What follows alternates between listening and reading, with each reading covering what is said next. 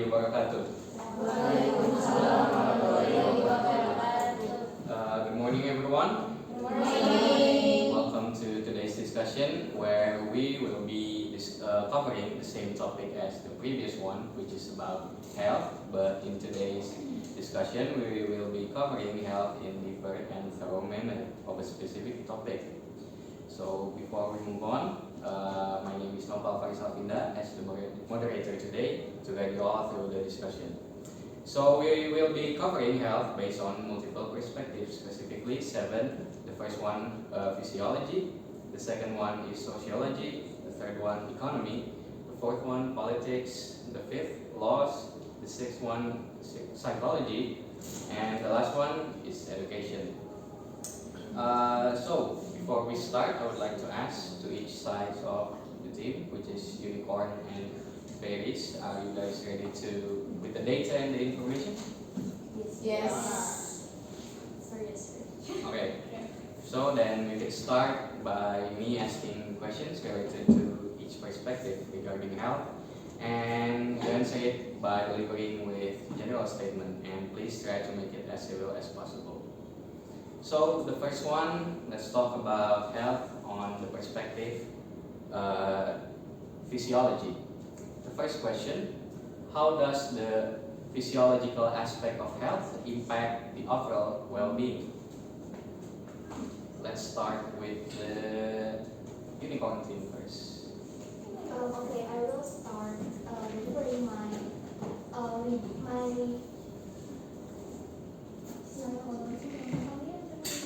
Physiology. So I will delivering my statement based on my reading about physiology. So physiology is actually a branch of science that study about how the human body works.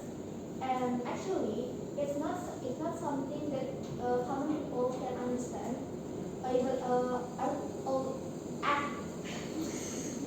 As long as they do some research or diagnose first.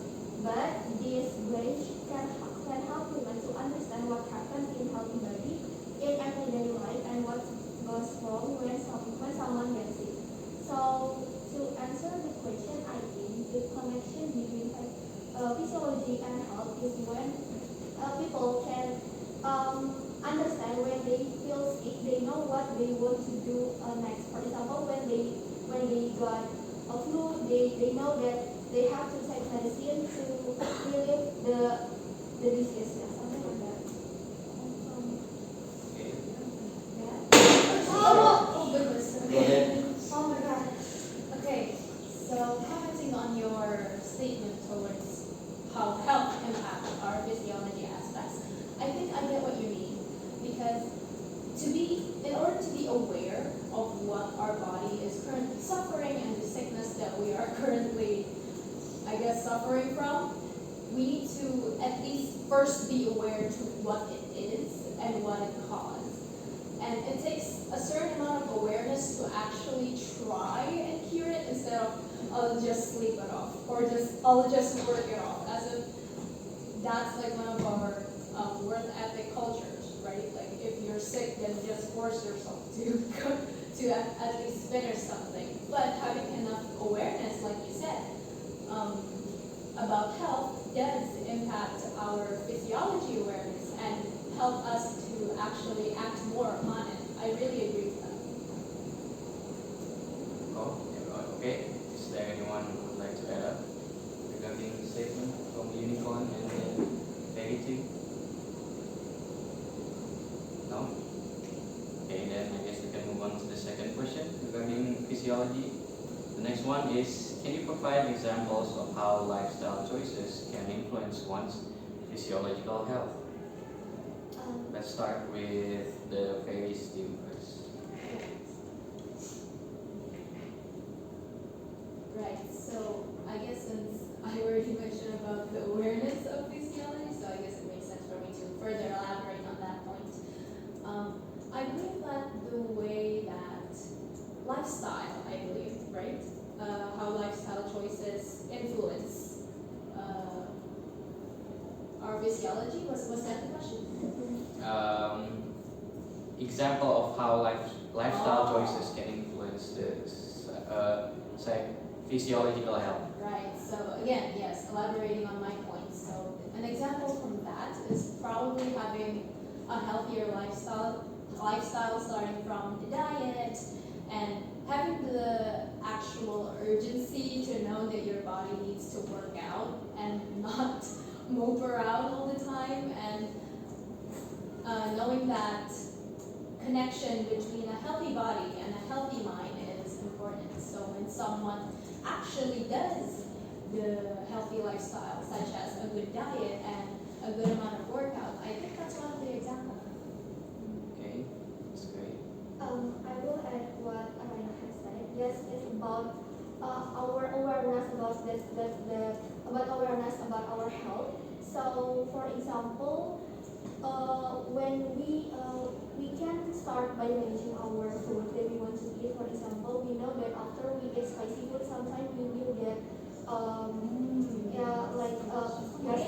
and after that. So we try to avoid it to eat there because we know we will get some stomachache that maybe can disrupt our activities if we get that age, for example. So, is there anyone who would like to add up? Okay, can I add something?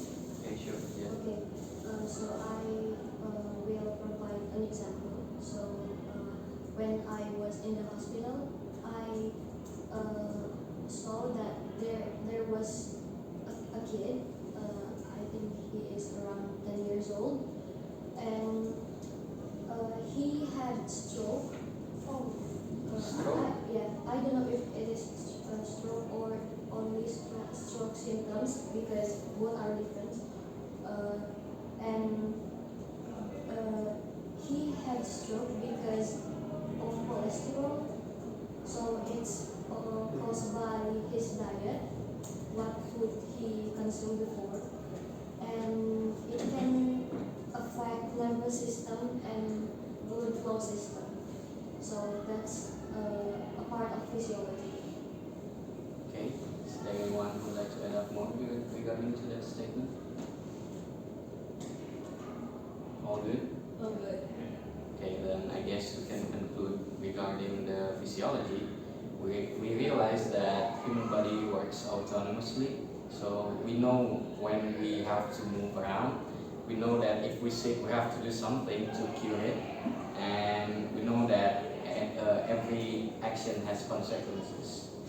Okay, so I guess we can move on to the next perspective regarding health, which is sociology. Moving on to the first question. In what ways does society play a role in determining the health of its member? Let's start from the unicorn team. Here I want to mention one aspect in which society determines the health of its member, which is, based on my research, I've put healthcare. I found that the social and economical differences of people, for example, social status and economy, can significantly affect how people get enough healthcare facilities. Yeah. So socioeconomic status often means the quality and the availability of the healthcare facilities. And for example, like those who live in urban areas, mostly, generally, and mostly they have better access to that good facilities, instead of those who live in rural areas. I think that's all I can say. Okay. Okay, I want to add up. Society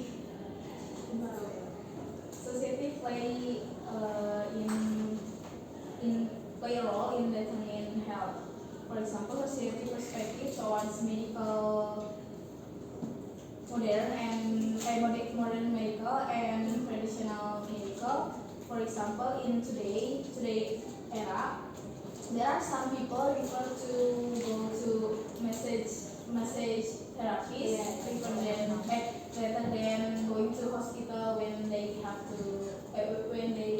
accident in some accident. Yeah.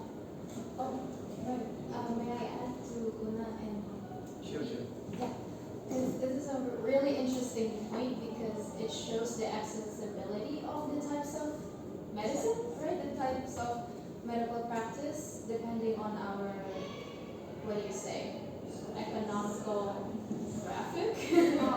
How do I say this without sounding offensive? I guess those who are much more in the middle class, upper, and live in a more suburban and urban areas, they have easier access to modern medicine, right? To like hospitals and perhaps clinics and lots of big pharmacies. But those who are in a more, what's the synonym of that? Don't sound offensive. Those who are much more unfortunate and live in a more condensed and lower middle class and lower class areas, they are more exposed to accessible and affordable traditional medicine. Like I remember a story back when I believe I was 12, and there's this grandma, my friend's grandma, and she doesn't believe in modern medicine because they used to live in the lower class area, and they just moved, basically. They just moved into the suburban area, and instead of going to the dentist or going to a clinic to buy something to soothe her toothache, the grandma just picked out a leaf and go, chew on that. And just, oh, okay. Allow me. So yeah, I think both of your points are very valid. Okay, thank you, Raina. Is there anyone who would like to add up? Any point taken? No? Okay, then I guess we can move on to the second question regarding sociology. Does cultural norms and values play an important role in shaping health, behaviors, and attitude? Go ahead. This is actually in line with what Raina said before, that social, it does impact on cultural norms and values affect in shaping how we have an attitude. Like, for example, in traditional healing practices, yeah, like in Indonesia, we got like so much exposed to traditional medicine. So people traditionally in traditional or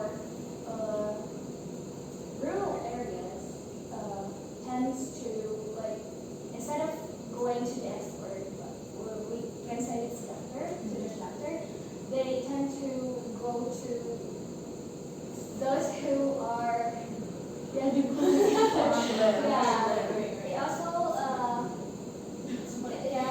it also affect on birth and pregnancy, mortality rate, because they tend to go to dukun beranak instead of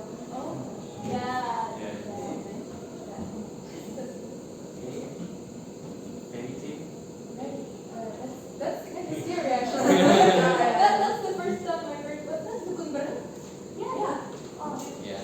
What did they do? And like back then, They don't go to bidan or doctor, so they give birth, by the help of dukun beranak. Or we can say haji. Actually, Yeah, in Sudanese. I have a question. Can I? Is it safe for us to?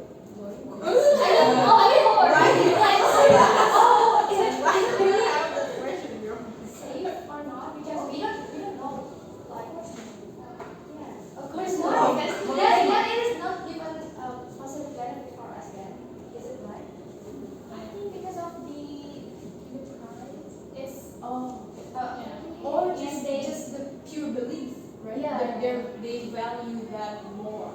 they value their knowledge more instead of Rather going than to the the health Yeah, science. yeah, because it's harder to understand medical terms, right? Instead of what do they say? And when you visit, you can develop do they just like are they like a pregnancy? They maybe they just like help in The birth the birth process. process. So they're like pulling the baby. Oh, Yeah, sometimes they Oh, pulling the I believe baby they out. also give jamu-jamu. And it's it's very very affects so much. practice. Yeah. Yeah, that I believe that's the thing that made them, I guess people who believe in that, value that more because it's like an instant medicine, right? Yeah. You know what it is, you know what's in there, you know what it's for. Meanwhile, if you go to a doctor, they say a chemical name and you're just, huh?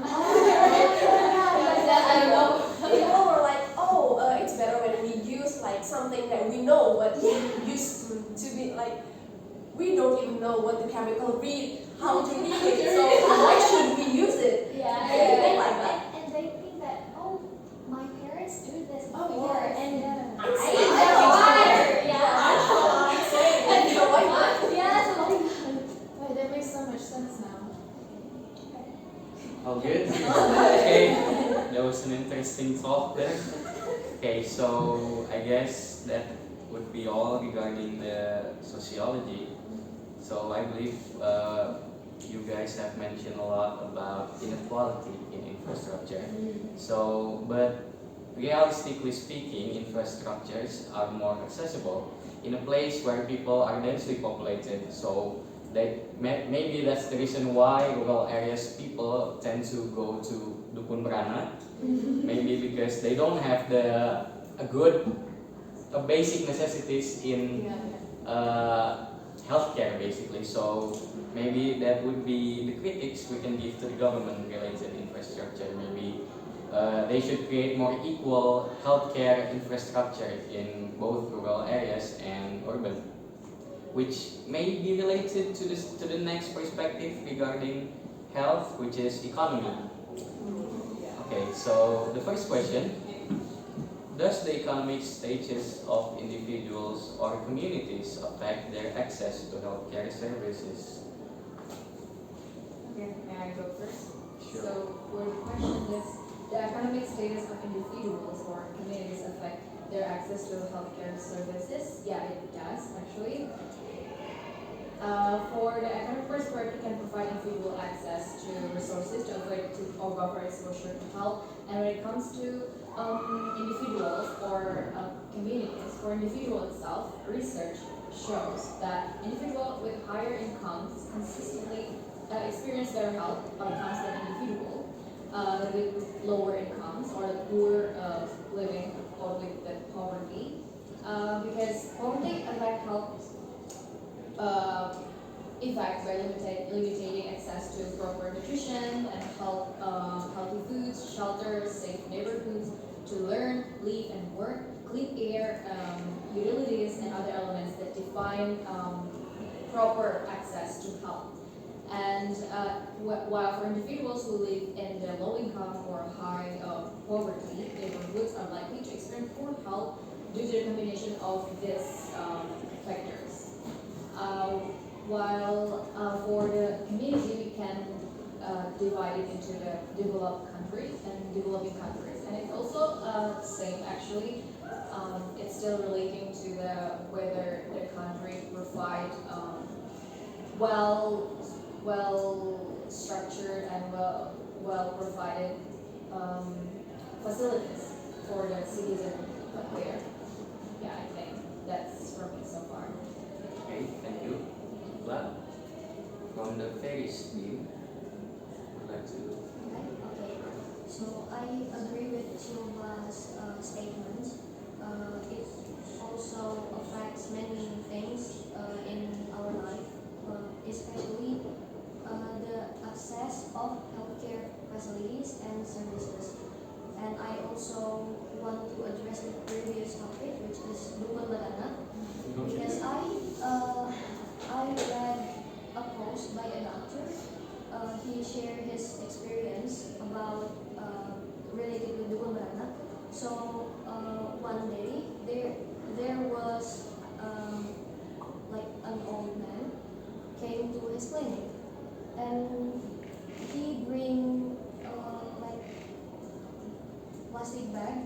It's a black plastic bag, and then he knocked to the window because it's actually not his turn for consultation, and he knocked at the window, and then he asked to the doctor in Indonesian. He asked, "Dok, ini tuh apa ya?" Gitu lah.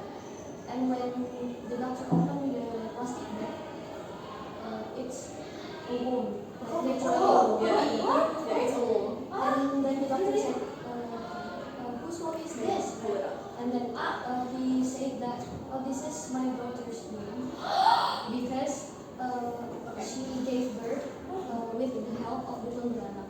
So the kuntilanak pulling out the womb because he thought it is Placenta. ari-ari, Yeah, placenta. it's the placenta. And then she had internal bleeding. And he have to go through many operations, but alhamdulillah, thank God, she can survive. Can I add to that case? I mean, also I believe that what is usus? Yes, The intestine of that girl is also like what is that? It's bleeding and it's like have some damage in it. So when the doctor like do the operation, surgery like that, do the surgery like that, it like smells really bad. So it not only damages the womb, it also damages the intestine. But I have may I ask a question? In your in the doctor's story, do the patient have to pay for that? Because I believe they go to alternatives to avoid paying more. That's for the the- exact question I have. Yeah, and then instead now they have to pay more because of the of the damage done in the alternative method. They have to pay, but it's not expensive. It's not as expensive as the doctor. So they choose that way. I would like to clarify that for this case, the doctor didn't ask for any money, so it's free. Because it's really a concerning issue. Yeah. My first thought was like this family chose this alternative ways to avoid the high expenses on the birth, right? But when eventually they had to take the surgery, like eventually they had to spend a lot of money, but then after you clarified it, it's pretty clear the reason why. And I think Indonesian people still like awareness of insurance, I guess, right? Because people tend to take side of it and take it not really seriously, but the fact is very important. And yeah, not all of us, all of the citizens in Indonesia can take a step or take an action in insurance. I think the problem is they cannot afford it. Yeah. Because the expense is really high, and that's why the government stated that we have to sign in BPJS Kesehatan because there are so many classes there that we can choose. With my sisters, after the gas, when she wanted to like birth, She didn't cover? yeah. What's the point? I'm sorry. Okay. I know her now, but It doesn't cover the I won't say that. For my experience, people who take the insurance from government, it's the hospital they treat different to if you take the insurance from government, the process is take a long time. Like if you want to now if you have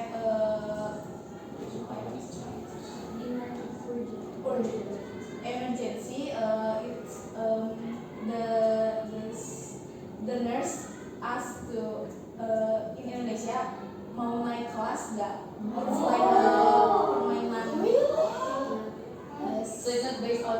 urgency. Yeah. And then the class, which Yeah. class Yeah. are you first? Yeah, Then your urgency. Yeah, but They they have to Yeah. pay more for it. yes. yeah, of course. But actually, all the classes in the BPJS, the nurse and they put aside. It's like they put aside people in Religious insurance. yes, who don't use the BPJS. In my father's class, back then we have to wait around 12 hours to go to the 12 hours. Yeah.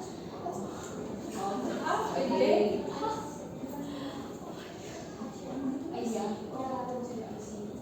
Yeah, something from my first case, like 2 weeks or 3 weeks to this day. So my father had to control after his operation. But then my father and my mother said that don't use the BGS because we have to wait. We have to take turns at it like 2 hours or even maybe many hours for just wait for the registration session. Like what? So yeah, we just have to pay. And then ayo bapak silahkan. Not all hospital like that, but Mostly. especially I want to mention if you know Al Ihsan, yeah, they do treat us differently. I have a question actually about the classes. So like, wait, I thought BPJS classes is like the first class. Okay, it only covers a certain thing. It's not, I think it doesn't cover certain things, but certain people. So when it comes to BPJS, it's not, the priority is not what your case, whether it's like very complicated or less complicated, but it's the person, the people, like where are they, in which class are you in? The money. Yes, so if BPJS operates on the single sole reason of accessible healthcare, then isn't that just a facade then? A facade for them to keep going? Because in practice, obviously, that's not what happens. Because people choose, do they get to choose or do they get determined for the class? They choose, right? They choose the classes that resonate more with their current financial conditions, right? Yeah. So, like, what's the point if they have to go up a class in which is not an option for people that chooses a class based on their financial conditions, right? So, what's the point of accessible healthcare if it's just a facade? Yeah. Then what is it for? It's called permainan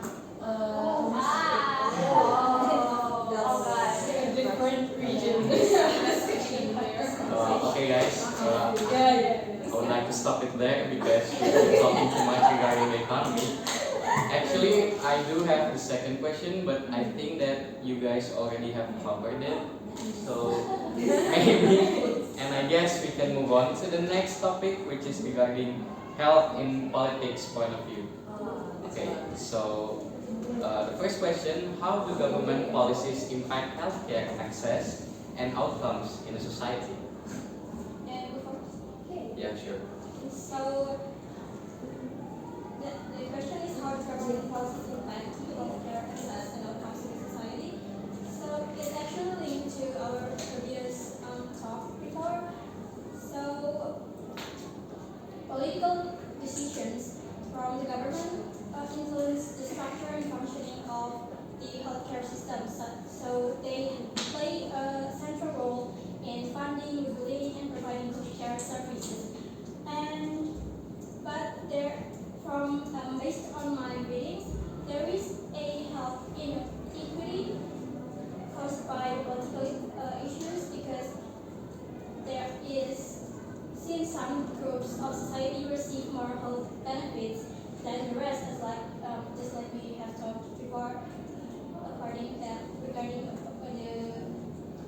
BPJS topic. And so the government actually need to improve the access to healthcare facilities for all, and so it can be in line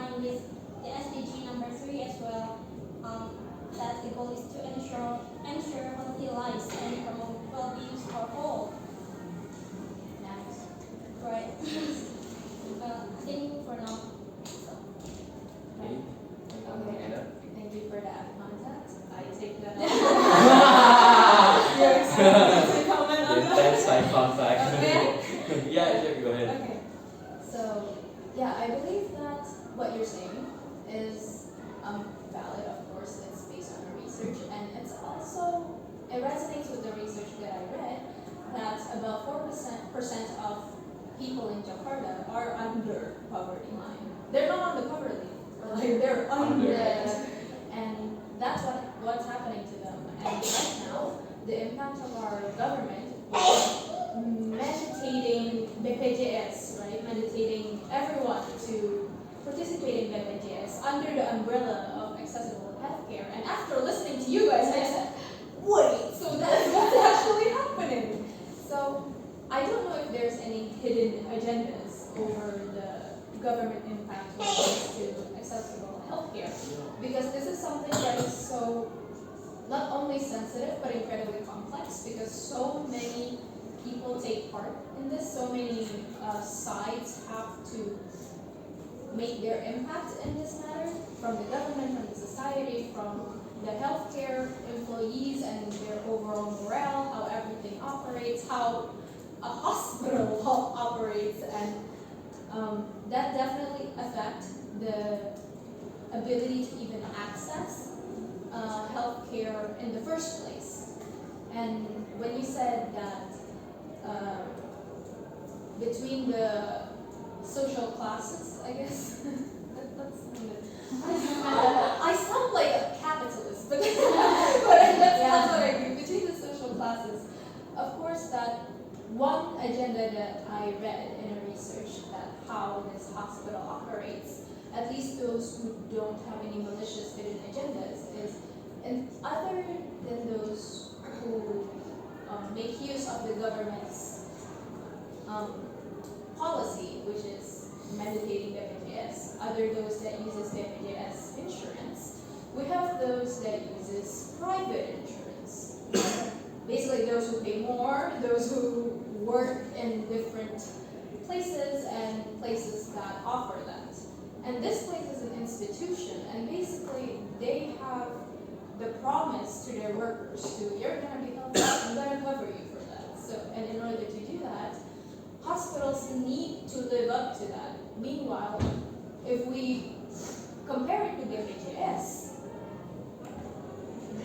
we can understand why they prioritize those who are, I guess, not exactly pressured, but more seen as an urgency by the hospital and by the institutions that upheld their promise using the worker insurance.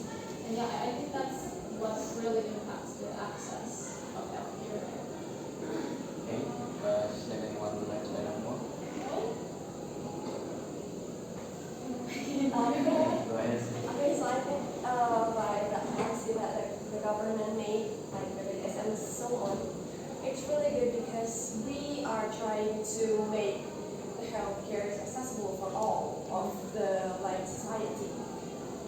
But the implementation is different from the policy. It makes us treated differently based on the class, based on how we pay, and how the government thinks. It's great because we are trying to make our country help. It's like other countries that cut little bit more of the tax from the people.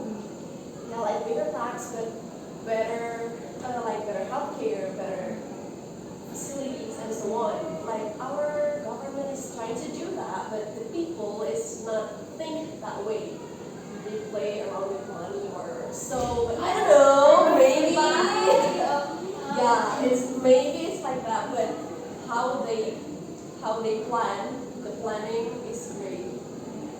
They want us to be healthy, they want our country to be healthy country too. They take a big tax, but better facilities and healthcare. I think it's still in the process. Yeah, I want to add to that.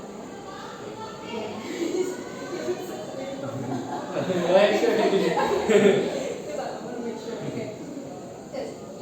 I also agree with that. The planning is good. The strategy is good. Their whole reason, their whole voice of reason, like I said, the umbrella of accessible healthcare is good.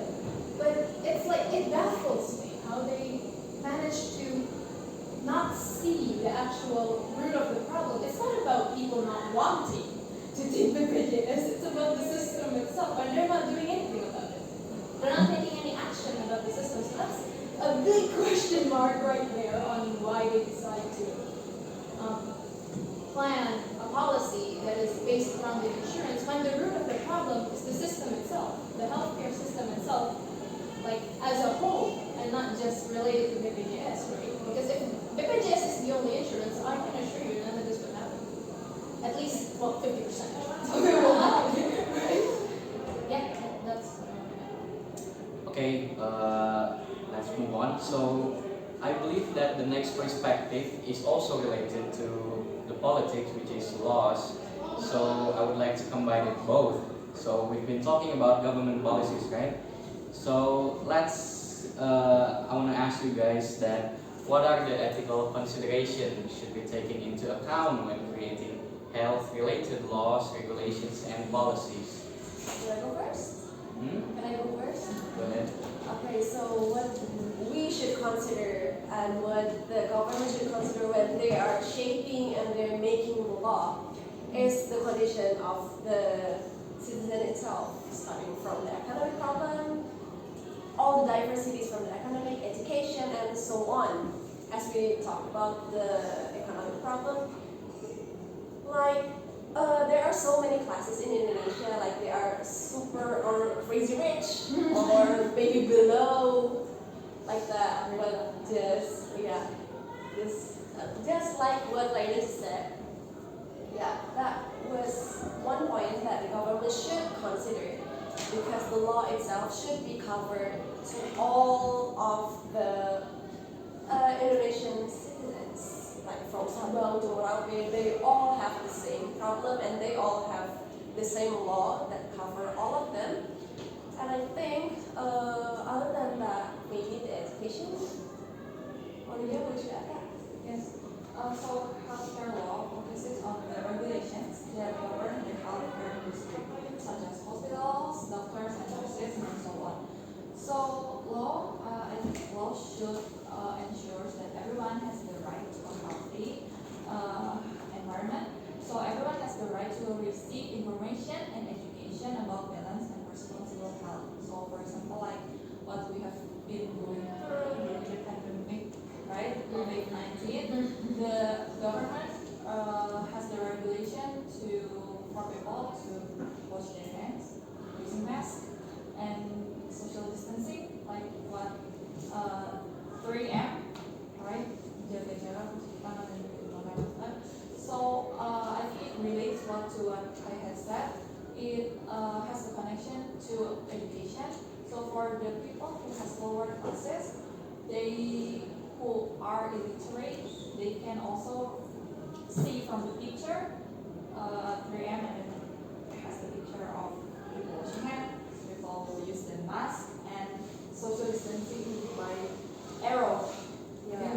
So it has the picture to help the people who are illiterate. Yeah, and I think it's also good because it means that the government considers them as people, as our citizen. Yeah, of their diversity, they care about it, they consider about it. And then when we're facing like pandemic, like before, like the government take a fast action to like, okay, so if you feel the symptom, so like isolate yourself in your home, like for at least 14 days or 2 weeks. I think it's a good point because they care about us. Yeah, of course they have to. Of course they have to care about us. And then I think that action is pretty fast for the like situation. Like all of us would like, oh, COVID-19, panic buying and so on. They handle it really well. But I want to hear more from you guys. What do you think about the law? The law, the 3M, or just The law of the health in Indonesia or maybe in other countries? like compare. Okay, so I guess I want to bring some other examples to the table. Do you guys remember when cigarettes suddenly get super expensive? Yeah, I do remember that. Yeah, from like 25K to 56, and Oh, then yeah. they go back down because the people we want our cigarettes, and then they're like, okay. And then it goes back down. And apparently, this year, the new policy, they, I guess in the same fashion in how they handle COVID, currently, I forgot the percentage, but there's research that studies children, basically children or underage, those who are underage that smokes. And we know that a lot of our people, at least a lot of our children, oh wow, that sounds I sound like a politician. But a lot of our children started smoking in middle school, and they're trying to tackle that basically. So they amp up the prices again for 12%, and it works. Children are no longer buying cigarettes because it's expensive, and they try to find other alternatives basically to that, to smoking. And I want to hear your thoughts on that. Do you guys think it's as effective as COVID, or should we just, because at least we already made a socialization, right? Every school, and I believe you guys back in like middle school and high school, there's this random person that comes to your school, gives a seminar about drugs, right? Oh, yeah. Gives a seminar about smoking. So like they tried everything, but I guess when it comes to adolescence and defiance, it's it goes hand in hand, right? So instead of giving them policies for them to defy, do you guys have any other ideas? Guys, before we move on, since Raina have mentioned regarding a seminar about health and all, it may be related to one of the perspective, which is education. So in the meantime, Raina mentioned that, let's talk about it instead. So do you think that education, seminar or awareness campaigns regarding public health, does it actually improve our well-being, the society well-being, or it's just a formality? So what do you think of that? Alright. So, okay. I think it depends on the people, or depend on the person. So from what I know, there's already a lot of health campaign that has been held, but there are always some people that like feel like ignorant. They still do that. Like for the example, for the like cigarette, no? Yeah. Like the cigarette pack in Indonesia, they have slogan like merokok itu membunuhmu. But the people is still buying that cigarette. And then from what I know, that people that can will lebih memilih membeli rokok daripada membeli makanan. Yeah, they prefer to buy cigarettes than buy food. Buy food. Okay, anyone? I just want to add something to Iki's perspective. I do agree with him. With people who, it depends on people who get educated, whether they take it or leave it. So most of the students just leave it. I don't care about it. I'm just gonna smoke. I don't care. So yeah, I agree with Iki, and I have this case where I have this friend who met a beggar on the street. So she tried to help him to buy food. And can you guess what he asked? Can you buy me a cigarette? I don't want food. Wow. It's actually more very important. Yeah, it's very pathetic if you think about it. People choose cigarettes over food. Maybe they want to eat it. Just give it food. Isn't that a whole level of like, I'm not saying that they're challenged or anything, but I believe that their condition might have something to do with their mental. Yeah, could be. Or people just, I don't care. Cigarettes is my life. Nicotine helps you calm down. Yeah, it Yeah. does. Because the nicotine, Yeah. that addictive things that after you smoke it once, you want to smoke the whole pack of cigarette. And I think that for people that already kecanduan, they need to have some motivation, or the things that urgent in their life to stop. Like if he or she already got a cancer from it, they need to stop. There's always have some urgent things. They need to stop. Can I add? Go first. Okay, go ahead. Yeah, when we talk about seminars, since we talk about seminars in terms of spreading awareness about health, whether it is smoking, drugs use, or anything, but let's say in this case, smoking. Yeah, it's pretty pathetic actually. From the very first time when we went to the high school, junior high school, there's always this community, or like let's say the school provide us with a seminar about this and that. But in reality, it's pathetic that we are not really do what they said. I mean, like just formality and okay, I know, fine, bye. Thank you, next. Like thank you, next. So I think it's if we only provide a seminar, it's not enough. We provide them with more of it, but to say what it is, I feel up till now, I don't know what kind of thing we have to do except for the seminar, other things that give bigger impact to them, like the effective impact for them to be more aware of their health. So I think that's become our homework from this now on. Yeah, maybe it's on the mindset. Okay, my senior in school, my friends also didn't even care what the senior people say. They just like, this is my life, I don't care.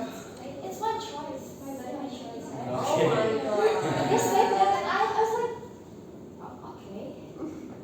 And so for example, like in Korea, the people there are really into alcohol. Yeah, the people are alcoholic. They like alcohol like every day. They drink every day, and there the government give the like therapies for them, so they can change their mindset about that, and they can change the motivation. Because I think there's a lot of things that we can do to help us better life. Like maybe from previous discussion, you guys say that nicotine help them to what is it? Relax. Yeah, to relax.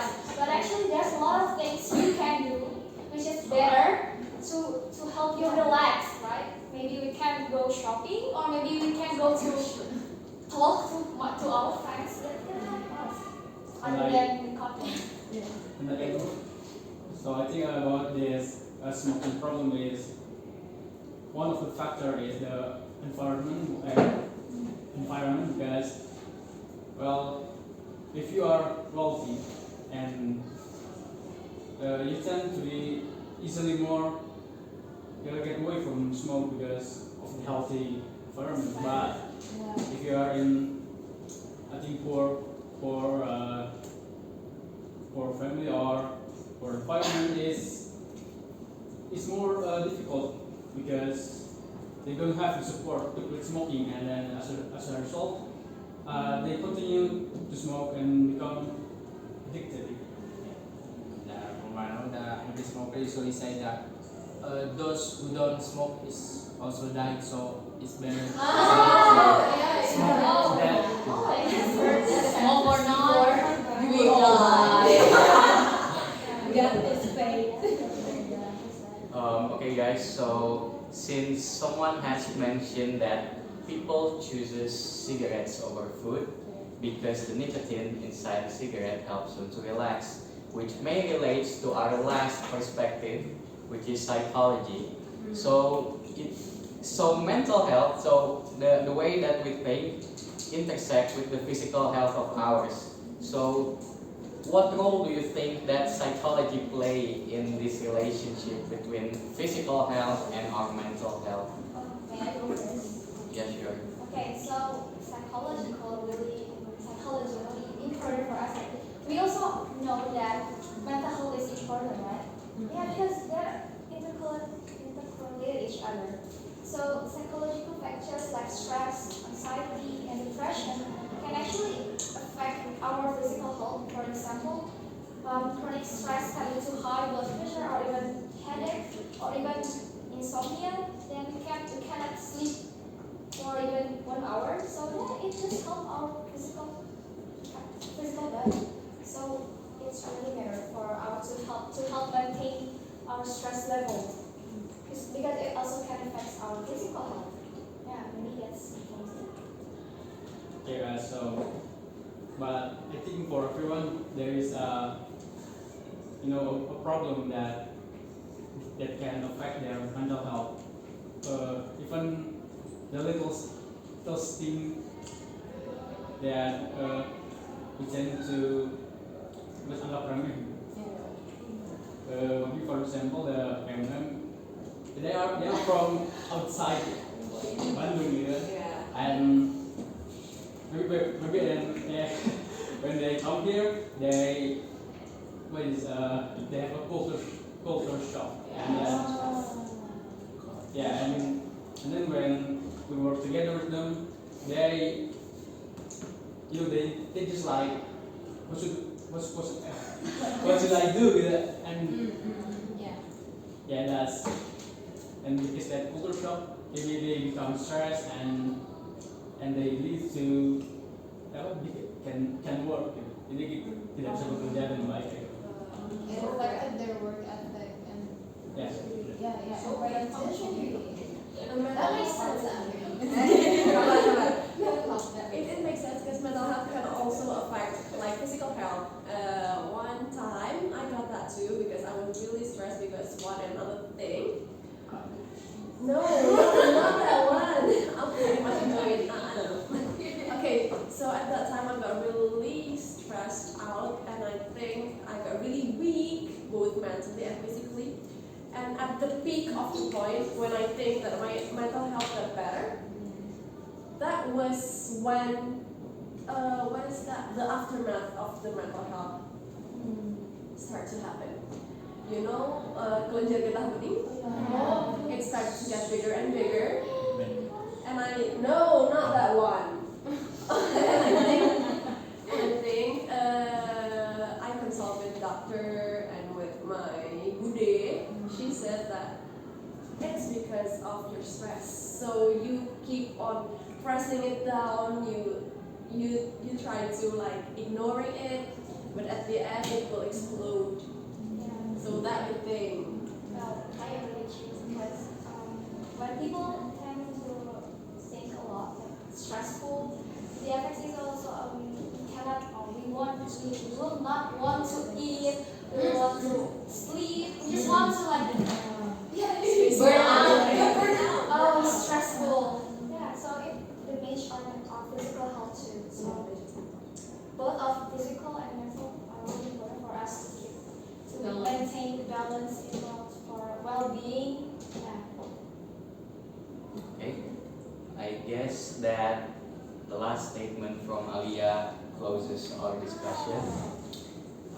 Thank you guys for the thrilling and insightful statement. So we've talked from human autonomous body, infrastructures, BPJS, and even Dukun Beranak. But actually it's not really going off track because Dukun Beranak actually related to the cultural norms, right?